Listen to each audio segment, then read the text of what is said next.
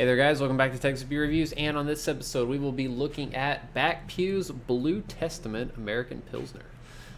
So Back Pew is a brewery out of Porter, and they just started canning very recently. I actually didn't even realize. I think maybe I had seen something about it, forgot, and then didn't realize they had cans out. So I'm just kind of perusing its specs up here in Atascocita, and found the cans on the shelf.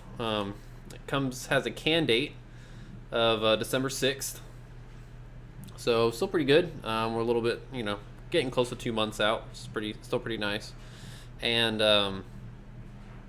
doesn't list the ABV from what I can see on the can, but it is 5.2%, and then 29 IBUs per Untapped. So sounds right. I really like the cans. It's got the nice black top, the red tab there, and the artwork's pretty cool on it too. Anyway, it has a small description about the beer. They're pretty proud of this beer, and I've had it on draft at the Hop Stop over here in Humble, and definitely one of the better Pilsners I've actually had in quite some time when I had tried it. So, but it was a flight, so small sample. Looking forward to checking out an entire 12 ounces here. So with that said, let's get into it.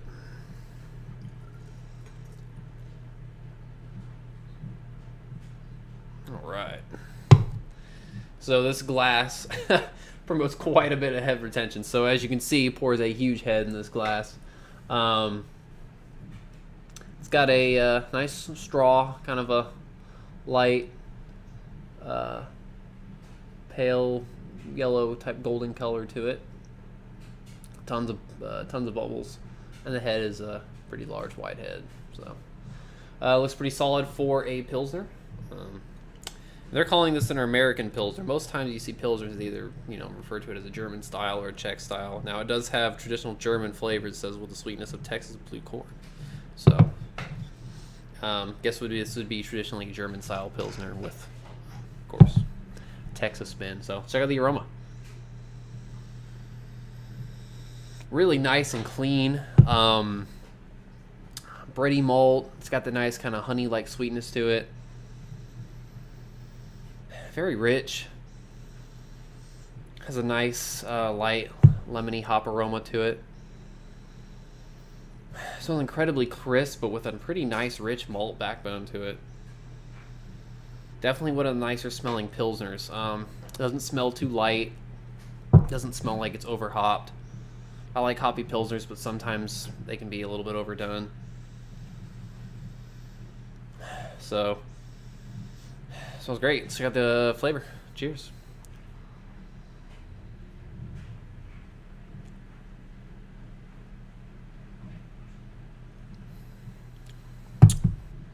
Oh man. Yeah. So, first thing I'm noticing off the bat, the body is incredible. Actually really nice and full.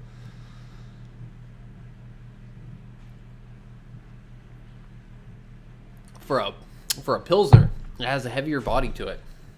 I mean, it still feels crisp and kind of thins out towards the end and in the initial start, but it actually doesn't feel like a thin Pilsner, most of the times, that's pretty much for the style, is that they'll have a very thin, crisp body to it. This actually has some nice fullness. It kind of reminds me more of some of the live oak beers that have a bit more of that fullness. Definitely getting the big malt backbone to it. Sweet, bready, has that honey-like sweetness to it. It's got a nice, doesn't feel like a crackery biscuit. I mean, there's a bit of that crackery flavor going towards it, but kind of on the back end. The initial taste and through the mid palate's more of a kind of this really nice, full breadiness, this sweeter kind of malt, more full malt character.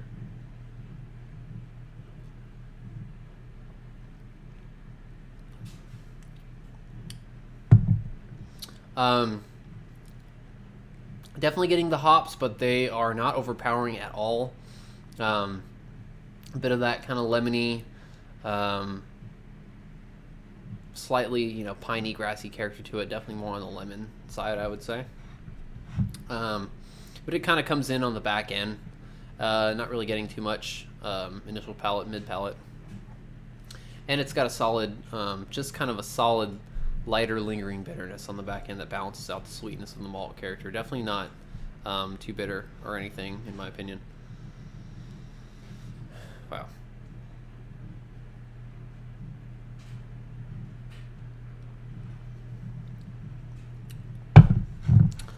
I think this is an awesome Pilsner. Like when I mentioned I had it, and that was actually one of the better beers that I had tried when I had that flight. I don't remember what else was in the flight, but usually I would get, something lighter, maybe one or two things that were lighter and a couple heavier things. Yeah, and I'm enjoying this probably even more out of the can. I think the malt character is really nice and rich. It's got enough of a hop character to balance out that sweetness, but it's not overpowering. It's not too bitter. It's not too lemony or grassy or piney to where it just kind of tastes more, I don't know. I like getting a nice malt sweetness out of Pilsners. Very full, nice sweetness on the initial palate, mid palate, and then kind of dries out. Feels a bit more crackery on the finish. So this is awesome. This is actually probably one of my more favorite Pilsners that I've had in quite some time. I really enjoy everything that I've had from these guys.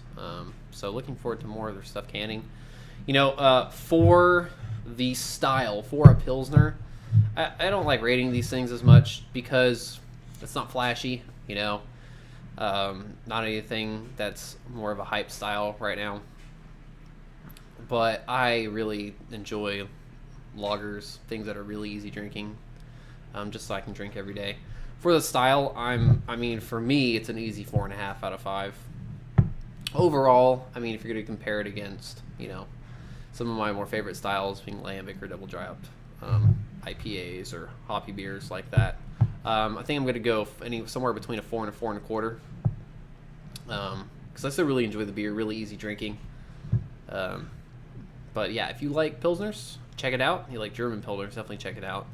Something a bit sweeter, more full-bodied. Definitely give this guy a shot because this is a fantastic beer, in my opinion. So nice to see that these guys are canning, and looking forward to more stuff. So thanks again, Back Pew. And that'll pretty much it for this episode. So as always, think global, drink local, and